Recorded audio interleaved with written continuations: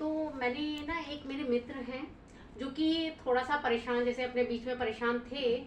उनको चाहिए था जैसे 15-20 हज़ार के लिए या लाख के लिए, आप कह सकते हैं कि उनको कर्जा है, उनको चुकाना है या अपना बिजनेस बढ़ाना है। वो किसी एस्ट्रोलॉजर के पास गए। उस एस्ट्रोलॉजर ने उनको 1 लाख 1.5 लाख का खर्चा बता दिया कि आप ये अंगूठी पहनिए, इस मंदिर में जाइए, यहाँ पे अनुष्ठान कीजिए, मैं यज्ञ करूंगा, जो भी मतलब थे वो, मैं नाम नहीं लेना चाहूंगी।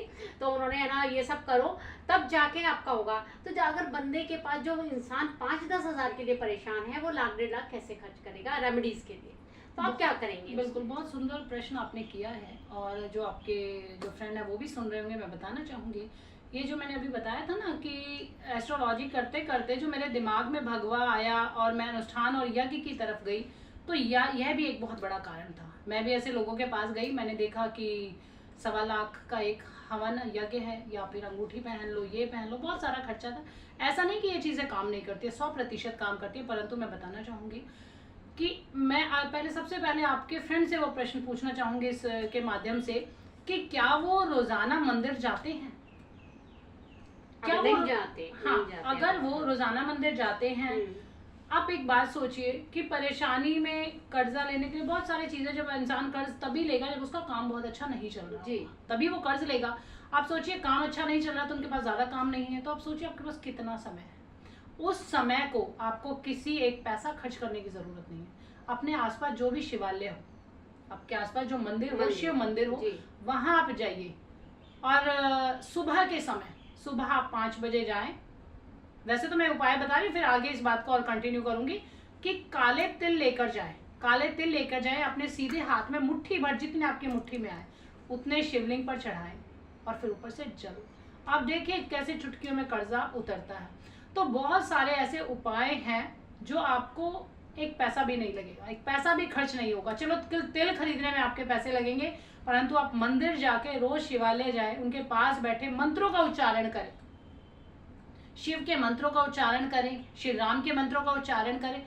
बहुत सारे ऐसे कार्य हैं जो हम अपनी दिनचर्या में नहीं लाते। आपको किसी एस्ट्रोलॉजर की ज़रूरत पड़ती है, किसी पंडित की ज़रूरत पड़ती है। पहले आपने देखा, पहले एक समय होता, एक ज़माना होता था कि हमने कभी नहीं देखा लोगों को तंग, कभी हमने किसी को भूखे मरते नहीं देखा, कभी कर्जदार नहीं देखा, लोगों को ईएमआई नहीं देते, कभी ईएमआई नहीं था, कभी लोन नहीं था, कुछ भी नहीं था। और उसके बाद देखिए, सेटिस्फाइड थे वो लोग, संतुष्टि थी उनके जीवन में। साथ ही साथ आप ये देखिए, उनकी दिनचर्या बहुत अच्छी थी। वो सूर्योदय से पहले उठते थे।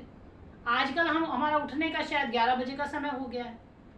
सूर्य भगवान के हम दर्शन नहीं कर पाते हैं। सूर्य भगवान खुद ही उठाते हैं। अब देखिए, हमारा रूटीन बदल गया है। हमारी दिनचर्या में आप बदलाव लाइए। ये 100% कह रही हूँ मैं। ना तो कभी कर्ज होगा, ना कभी मानसिक परेशानी होगी। जब हम छोटे थे, हम मंदिरों में जाते थे प्रसाद के लालच में, कि बूंदी मिलेगी, बर्फी मिलेगी, तो इस लालच में जाते थे। परंतु अब समझिए, चाहे उस बच्चे थे, उस बालपन से गए, परंतु अब सोचिए वो प्रसाद ग्रहण कर रहे हैं, ईश्वर के मंदिर में जा रहे हैं। एक बार आप मंदिर जाना शुरू करिए, कुछ मत करिए, कुछ सामान मत लेके जाइए, कुछ चढ़ाइए मत, वो बाद की बात है।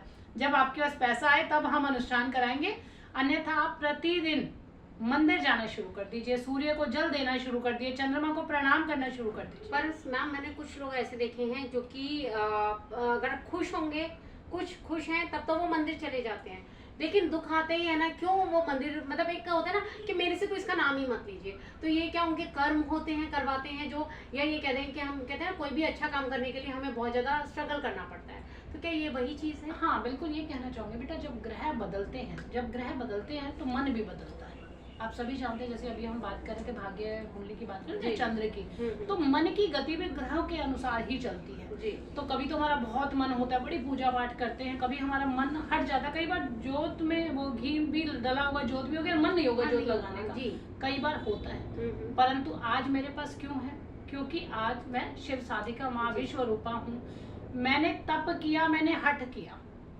जब हमें कोई सामान चाहते, हम कुछ सामान लेना चाहते, तो अपने पिता से जिद लगाते थे कि हमें तो बाइक चाहिए, चाहिए ही चाहिए, 2 दिन में नहीं दोगे, 4 दिन में खाना छोड़ देते थे, जिद लगाते थे। इसी प्रकार अपने आप से जिद लगा लीजिए कि हमें ये क्रियाएं करनी ही है। उसको जीवन, अपनी दिनचर्या में, बार बार यही तो कह रही हूँ, अपनी दिनचर्या को बदल लीजिए। आप अगर भोजन करती हैं प्रतिदिन, आपकी दिनचर्या में शामिल है। जी, उसी टाइम भूख लगती है। उसी टाइम भूख लगती है। अगर आप दिन में 3 बार की बजाय 2 बार भोजन करना शुरू कर दीजिए आप, जी, धीरे धीरे आपकी आदत पड़ आदत जाएगी, पड़ आपके शरीर को वही आदत जी, पड़ जी, जाएगी। इसी प्रकार जो जिम वाले लोग हैं, जो जिम जाते हैं, वो एक दिन भी जिम के बिना नहीं रह सकते, चाहे बारिश आए, चांदी आए, चाहे तूफान। तो यही तो एक भक्ति का मार्ग है। आप प्रतिदिन मंदिर आना शुरू कर दीजिए, मंदिर जाइए, शिव घंटी बजाइए, वहां पर आप देखिए वाइब्रेशंस जो होंगी वो आपको मानसिक रूप के साथ साथ मानसिक, शारीरिक और मैं तो 100% कहती हूँ आर्थिक रूप से बहुत संपन्न है। जी। जो पंडित लोग अनुष्ठान कराते हैं वो यही तो कराते हैं, आप स्वयं क्यों नहीं कर रहे? नहीं मैम, ये तो मैंने देखा है, ये मैंने अपनी लाइफ में देखा है। अभी कुछ ही टाइम से अगर मैंने थोड़ा जल्दी उठना शुरू किया है, आप जैसे लोगों से ही सुन के ये सब चीज़ें, तो लाइफ में बदलाव होता है, ये पक्का है। लेकिन एक चीज़ मुझे समझ नहीं आती, मैं जैसे मंदिर जाती हूँ, ठीक है, मैं मंदिर गई हूँ, मैंने आपको बताया कि मेरे इष्ट हनुमान जी हैं, मैं वहाँ बैठी हूँ।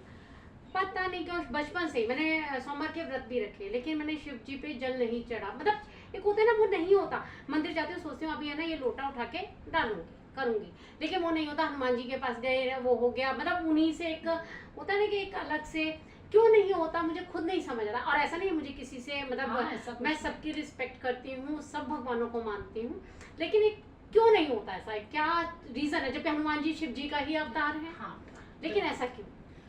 बेटा देखिए, एक बात बताती हूँ, 33 कोटि देवी देवता हैं हमारे।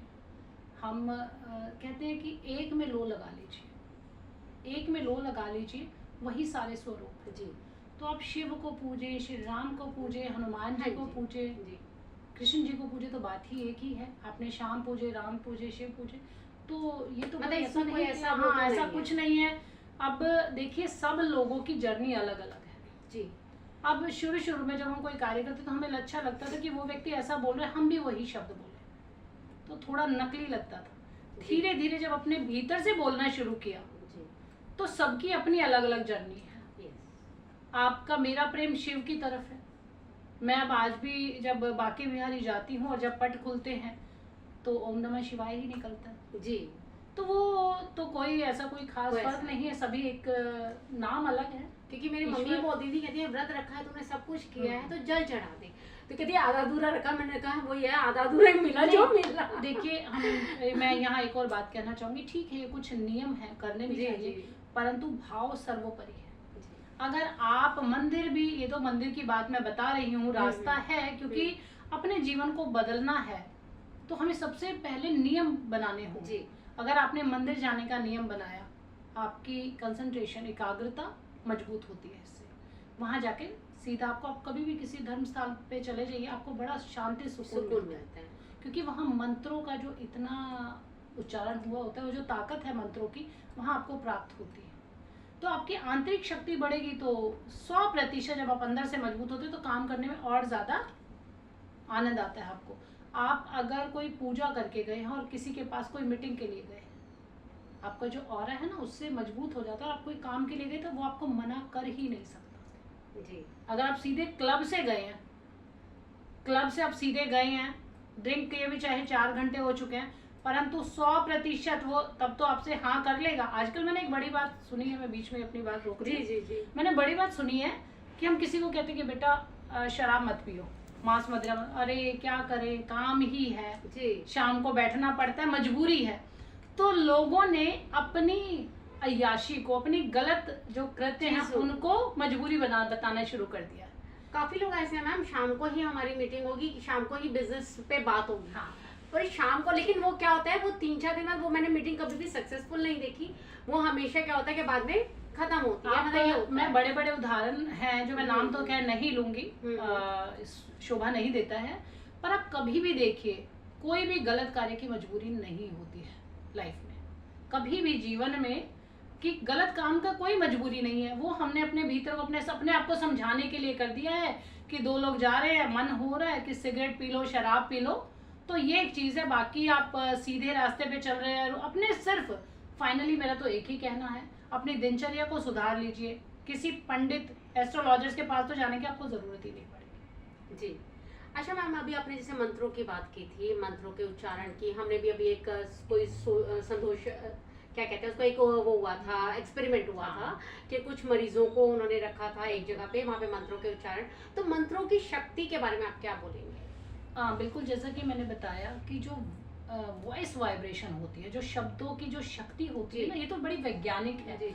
आज भी अभी पीछे हमने कहीं पढ़ा था कि श्री कृष्ण ने जो गीता का जो ज्ञान दिया था, वो शब्द आज भी अगर हम कैच करना चाहें जी। अगर हम वो जो यंत्र है उसके द्वारा करें, तो आज भी शब्द वैसे की वैसे हैं। ये तो साइंस कहता है कि जो हमारे शब्द हैं, हम हजारों लाखों के वर्षों के बाद भी, सैकड़ों वर्षों के बाद भी वो हमारे शब्द यहीं पर विचरण करते हैं, यहीं पर यात्रा करते हैं। तो इसलिए बार बार एक बड़ी अच्छी लाइन है कि शब्द भी यात्रा करते हैं। जी। आजकल तो आप एक बड़ा ट्रेंड चला है नेम न्यूमरोलॉजी का। हाँ। नाम बॉलीवुड में भी देख रहे हैं, बाकी सभी में चल रहा है, चलन है। तो बिल्कुल जिस शब्द को ज्यादा बोला जाए, जिस शब्द, जैसे आजकल राम राम राम राम राम राम हम करते रहते हैं कि हेलो हाय की जगह राम राम राम राम बोलिए। तो जिस शब्द का जितना उच्चारण होगा वो वैसा ही वर्क करेगा। पर तो मैम एक जी तो जैसे मंत्रों का हम उच्चारण करते हैं, तो साइंस भी कहता है जी। कि अगर इतने लाख मंत्र, इतने लाख शब्द इकट्ठे गए तो ब्रह्मांड में जाके मल्टीप्लाई होके हमारे पास आते हैं। अच्छा, मैंने सुना है सत्संग में भी, जैसे हम सत्संग इसीलिए जरूरी होता है कि अगर मैं अकेले बैठ के कर रही हूँ तो राम मैंने अगर 10 बार बोला तो वो 10 बार ही हुआ, और जब हम करते हैं तो वो सारा फल सभी को मिलता है। जी अवश्य, बिल्कुल सही बात है बेटा। अब देखिए, अब एक हम बचपन में स्टोरी नहीं सुनते थे कि एक लकड़ी थी और फिर इकट्ठी वो बंडल बना दिया गया था, उस पिता ने कि इस बंडल को तोड़ के दिखाइए। तो यही बात है, एक शब्द और लाखों की संख्या में शब्द, अगर हम अच्छे शब्द इकट्ठे बोल रहे हैं, सामूहिक अगर हम कोई कार्य कर रहे हैं तो उसका ज्यादा फल प्राप्त होता है। और मैम अगर जैसे गुरु महिमा, गुरु महिमा हम शुरू से सुनते आ रहे हैं कि गुरु महिमा होती है, गुरु के बिना उद्धार नहीं होता। अगर कोई बंदा जैसे गुरु नहीं बनाया लेकिन वो अपने अध्यात्म में चल रहा है, भगवान का नाम ले रहा है, तो क्या उसका उद्धार नहीं होगा? देखिए बेटा, दोनों प्रकार की बात है जी। जैसा कि हमने स्वयं के जीवन में महसूस किया कि आप भाव सर्वोपरि है। अगर आपके भाव हैं, बहुत लोग हैं जिनके जीवन में गुरु नहीं है परंतु बहुत अच्छा जीवन जी रहे हैं, परंतु अगर नियम देखें, नियमानुसार, तो गुरु होना ज़रूरी है। जैसे कोई बच्चा स्कूल जाता है, अगर आप उसको सिर्फ किताबें दे दो, घर पे बोलो कि पढ़ लो, तो वो कुछ भी पढ़ेगा, उन शब्दों का कैसे भी उच्चारण करेगा। जी। तो गुरु उसको ईश्वर के पास जाने का एक मार्ग बताता है। गुरु मंत्र से उसे सही ज्ञान की प्राप्ति होती है। और इसको आप ये भी समझ सकते हैं इस प्रकार भी, जो हमने महसूस किया है, कभी आप देखना ये करके, ये आप स्वयं करके देखना जी। इसका अनुभव, कि कोई परेशानी आई और आपने कोई गुरु धारण किया, उस परेशानी को अपने गुरु का नाम करके, नाम लेके उनको दे दो कि गुरु, मेरे गुरुजी या जो भी नाम है उनका, कि अब ये आपकी परेशानी मेरी नहीं, आप संभालिए। मैंने जीवन में बहुत बार देखा, मेरे साथ भी देखा है, और मेरे जो शिष्य हैं या जो मेरे बाकी लोग जानकार लोग हैं, सबके साथ देखा है। गुरु महिमा इतनी सर्वोपरि है, तो तभी तो कहा गया है गुरु गोविंद दोनों खड़े काके लागे पाँव, बिल्कुल। पहले गुरु जी। तो मैं तो मानती हूँ कि गुरु नाम अवश्य है, सबको ही गुरु नाम लेना चाहिए, क्योंकि अगर जब तक आप स्कूल नहीं जाएंगे तो आप डिग्री प्राप्त नहीं कर पाएंगे, ज्ञान सही प्राप्त नहीं कर पाएंगे, अन्यथा उन किताबों को लेकर घूमते रहेंगे। पर मैम अच्छा, सही गुरु मतलब एक होता है ना, आजकल आपने देखा होगा कि इतने पाखंडी हैं कि एक होता है ना कि एक दिल से भी कई बार होता है कि भैया जरूरी नहीं है हर कोई गुरु होगा जो समझा रहा है, सिखा रहा है। आज वो सत्संग में बैठा हुआ बड़ी अच्छी अच्छी बातें कर रहा है, लेकिन उसका पीछे का जीवन देखिए, बहुत सारे हैं हमारे पास उदाहरण है, नाम लेके कोई फायदा नहीं है उन सबका, सब जानते हैं। तो किस तरीके से चयन किया जा सकता है कि गुरु का, और गुरु भी शिष्य का चयन करता है, तो वो क्या, या तो ये कहते हैं तार मिलना कह सकते हैं, हम दिल के तार मिल जाते हैं, या क्या है ऐसा बिल्कुल जो हम सही गुरु को कहा जाता है, पानी पियो छान के और गुरु बनाओ जान के। जी। तो ये बात इसीलिए बनाई गई है। और पर बेटा, आप किसी को कैसे जान सकते हो? 2 बार 4 बार 10 बार मिलके आप किसी को नहीं जान सकते। ये बिल्कुल आपने सही, क्योंकि हम सत्संग में देखते हैं तो हर कोई प्रवचन ही करेगा, अच्छी बात बोल रहे हैं। अब बहुत सारे गुरु ऐसे हैं जो जेल में भी हैं, जी वही मैं है ना, बहुत सारे जेल में, परंतु उनके शिष्य वो आज भी अभी उनको उतनी ही आस्था बनाए हुए हैं, उतनी श्रद्धा है उन लोगों की। क्योंकि देखिए, आपको किसी के प्रति एक प्रेम जागा, एक भाव जागा, और आपने गुरु बना लिया जी। चाहे वो, हमारा तो ये भी मानना है यहाँ पे कहेंगे कि चाहे वो झूठे ही राम राम कर रहा है, मरा मरा करके भी राम को पा सकते हैं। वो अपना कर्म कर रहा है, आप अपना कर्म कीजिए। अगर आपने गुरु बना लिया है उसे, किसी गलत व्यक्ति को भी गुरु बना लिया है और वो आपको सही बातें बता रहा है, तो उसकी बातों का अनुसरण करें, उस इष्ट का अनुसरण करें। किसी के व्यक्ति में आप कह नहीं सकते कि आज वो अच्छा है, कल उसके ग्रह उससे क्या करवा दें, परंतु सत्यता तो कैसे आप ज्ञात कर पाएंगे। परंतु आपके वो जो तार वाली आपने बात कही, अगर आपके मन के तार उससे मिल रहे हैं, धीरे धीरे उसके साथ समय बिताइए, उसको समझिए, उसके पास जाइए और फिर उसे गुरु धारण कीजिए। गुरु कैसा भी हो, अगर शिष्य अच्छा है तो उसका बेड़ा पार होता ही होता है। नहीं, ये चीज मैंने भी, आपने जो ग्रहों का बताया था, किसी का से मैंने ये भी सुना था, जैसे अब हम जो जेलों में हैं उन्हीं का भी सुनते हैं। पहले लोगों ने उनको इतना माना है क्योंकि उन्होंने सही में वो काम बहुत अच्छे काम किए उन्होंने, हाँ। और उनके ग्रह तब अच्छे थे, या एकदम से उनका ग्रह परिवर्तन होते ही उनकी बुद्धि भ्रष्ट हो गई, जिसको कह सकते हैं। बेटा ये भी कहेंगे बुद्धि भ्रष्ट है, फिर देखो समय की बात कह सकते हैं, कुछ सच है कुछ झूठ है, जब तक ज्ञात नहीं होता तो कुछ नहीं कह सकते हैं। परंतु एक जो संत होता है, अध्यात्म गुरु होता है, उसको अपने मन पे संयम रखना चाहिए हर प्रकार से। तभी तो वो गुरु है। अगर वो ग्रहों के हिसाब से ही चल रहा है तो फिर सामान्य और गुरु में कोई फर्क नहीं रहता है। सामान्य व्यक्ति में और गुरु में कोई फर्क नहीं रहता है।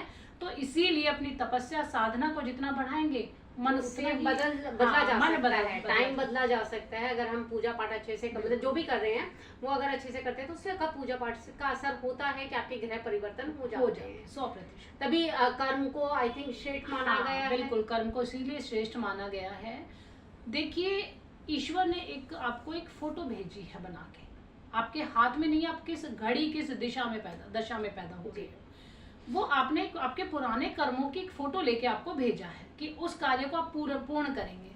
अब उसमें अच्छा आया, दुख आया, सुख आया, वो तो आपको भोगने ही है, परंतु आप अपने कर्म अनुसार उसको बदल सकते हैं। कम फालतू, जब कोई एक अनुष्ठान करता कोई बदल सकता, तो आप स्वयं क्यों नहीं बदल सकते? दूसरा व्यक्ति आपको जीवन बदलने का दावा करता है तो क्या आप नहीं बदल सकते? जी, वो ये जैसे अगर दो बच्चे हैं, सेम हॉस्पिटल में हुए हैं, सेम टाइम पे हुए हैं, सब कुछ है, लेकिन उनकी कुंडलियां डिफरेंट क्यों होती हैं? देखिए बेटा, सबसे पहला तो हमने यही बताया कि कुछ अधूरे कर्म हैं, इसीलिए हमें अगला जन्म उसको पूर्ण करने के लिए लेना पड़ता है। आपने सुना होगा 84 का जो फेरा है, इसे ही बोला जाता है, अन्यथा मोक्ष धाम में प्राप्त हो जाते, फिर आपको जन्म मरण के बंधन से छूट जाते हैं। तो इसीलिए आप कर्मों के अनुसार आपको, चाहे वो सेम समय है, आप देखिए कभी मान लो जुड़वा बच्चे पैदा हुए हैं, 5 मिनट का अंतर, ये साइंटिफिक भी है, आप एस्ट्रोलॉजी में जाएंगे तो उसको समझ जाएंगे कि दोनों का अंतर बहुत अलग अलग होगा, दोनों के जीवन में बहुत फर्क। 5 मिनट का तो छोड़िए, मैं हाँ, जो सेम आते हैं, सेम टाइम पे आ रहे हैं, माताएं अलग है, सब कुछ अलग है, दो बिल्कुल सेम टाइम पे आते हैं तो उनकी तब भी कुंडलियां बिल्कुल, यही तो कहा जाता है ना बेटा, प्रारब्ध के अनुसार आपको मिल रहे हैं और आप कर्मों के द्वारा ही इसको ठीक कर सकते हैं। आप अपने कर्म कीजिए और सीधा साधा रास्ता है कि ईश्वर के मार्ग पे अगर आप चल गए, आपको कुछ नहीं करना। जैसे हमारे माता पिता बताते थे, अपने माता पिता के जीवन को देखो, उनके माता पिता के जीवन को देखो, हमें कष्ट होते ही नहीं थे। उनका जीवन कितना भी बड़ा परिवार हो, कितने भी किस प्रकार की चीजें, बड़ा सरल तरीके से चलता था। एक्चुअली हम ये बोल सकते हैं आजकल हमारे मन पे काबू नहीं है। हाँ, हम गलत चीजों पे ज्यादा जाते हैं बजाय धर्म के रास्ते पे। और जनरली कई लोग देखे हैं धर्म के रास्ते पे जो चलता है उसको पाखंड लोग बोलते हैं। अभी आप यही देख लीजिए ना कि अभी आप देख रहे हैं पीछे पॉलिटिकली भी अगर चीजें देखो या किसी प्रकार की भी चीजें देखो, हिंदू विरोधी है, हिंदू ही धर्म विरोधी हो गया जी। तो आप किस को अब समझाएंगे इस बात को? तो ये तो माता, अगर मान लो मैं आपके माध्यम से कह रही हूँ तो जो भी लाखों करोड़ों लोग देखेंगे वो इस बात को समझेंगे और आपसे संपर्क करें या मुझसे पूछे। अगर कोई भी धर्म को लेकर कोई भी प्रश्न, कोई भी क्वेरी, कोई भी डाउट आपके मन में है तो आप मुझसे पूछ सकते हैं, पूरा वैज्ञानिक तरीके से आपको इसका उत्तर दिया जाएगा। और मैं तो माताओं को कहना चाहूँगी कि अपने बच्चों को पैदा होने के बाद, क्या जब आप कंसीव करती हैं तभी से धार्मिक पुस्तकों को पढ़ना शुरू कर दीजिए, अच्छी चीज़ों को ग्रहण करना शुरू कर दीजिए, निस्संदेह आपका बहुत अच्छा बच्चा। पहले बोलते ही थे कि पाठ रखवाते थे, कृष्ण जी की फोटो लगवाते थे। आजकल लोग हस्बैंड की लगा देते हैं, आजकल हस्बैंड की लगा देते हैं, नहीं तो हीरो हीरोइन की लगा देते हैं। तो आज तो हस्बैंड की तो छोड़ो, जो अपना फेवरेट हीरो हीरोइन है उसकी लगा देते हैं। तो भैया जैसा खाओगे ना वैसा होगा मन जी। तो जैसा फोटो देखोगे वैसा ही शाहरुख खान जैसा होगा, नहीं तो आमिर खान जैसा होगा। तो मैम वो मिक्स ही होता है, वो ना शाहरुख खान रहता फिर ना आमिर खान रहता, मिक्सचर ही हो जाता है। अच्छा, चलते चलते मैम एक आपका आश्रम है, तो उसके रानीखेड़ा। बारे में, हाँ उसके बारे में थोड़ा सा बताएं। वहाँ पे आप क्या क्या कार्य करती हैं, कैसे कैसे, मतलब क्या वहाँ पे चलता है, किस तरीके का वो आश्रम है? रानीखेड़ा शिव शक्ति धाम गुरुजी लॉन के नाम से है, मेन बस स्टैंड रानीखेड़ा पे। तो वहाँ पे अपनी हमारी एक संस्था है भारत दर्पण फेडरेशन, तो उस संगठन के तहत बहुत सारे कार्य होते हैं। प्रतिदिन जैसे हमने बताया कि भोजन का दान अवश्य होता है, अन्नदान होता है, ज़रूरतमंद लोगों को भोजन कराया जाता है, गरीब कन्याओं का विवाह होता है, और खासकर आजकल तो हम कार्य करें पर्यावरण पर कार्य कर रहे हैं। और उसके लिए थोड़ा सा अलग कॉन्सेप्ट हमने बनाया है कि क्या होता है कि हम फोटो खिंचवाने के लिए पौधे लगा देते हैं, फिर उसको कोई पूछता नहीं है जी। वो अगले दिन कोई जानवर उखाड़े या कैसे भी पानी में बह जाए। अब हमने जो भी पौधे लगा रहे हैं उसका कम से कम 1 महीना उसका ध्यान रखना है। हमें वो चित्र चाहिए, हमें चाहे वो हम लगा रहे चाहे कोई हमारा शिष्य लगा रहा है, हम उसके फोटो वीडियोस मंगाते हैं। जब वो जड़ पकड़ लेता है तब तक उसकी सेवा करते हैं। तो क्योंकि कहते हैं जो बोएंगे वही हम काटेंगे जी। तो आज हमारे बहुत सारे मीठे मीठे आजकल तो फल खा रहे हैं, तो हमारे पूर्वज जो हमें खिला रहे, तो हमारा भी कुछ कर्तव्य बनता है। क्योंकि आजकल तो पेड़, मैंने अभी कहीं पे पढ़ा था कि अगर एक इंसान 1 साल अगर किसी जगह पे रह जाता है तो वहाँ के सारे पेड़ पौधे नष्ट हो जाते हैं। बिल्कुल। और देखिए हम स्वयं को तो अब नष्ट नहीं कर सकते हैं, परंतु पेड़ों की संख्या बढ़ा सकते हैं जी। पेड़ हरियाली जो अपने आसपास जितनी बढ़ाएंगे, पेड़ों की संख्या बढ़ाएंगे। खासकर एक आप लोगों का जो एक मिथ है वो दूर करना चाहूंगी कि आजकल लोग एक काम करने लगे। आजकल क्या शुरू से एक बनाई हुई है, प्रथा बनाई हुई है कि पीपल के पेड़ को नहीं उखाड़ना, पीपल के पेड़ से डरते हैं लोग जी। जी जी। अभी हम किसी को कहें तो नहीं हम नहीं उखाड़ेंगे, हमें पाप लग जाएगा।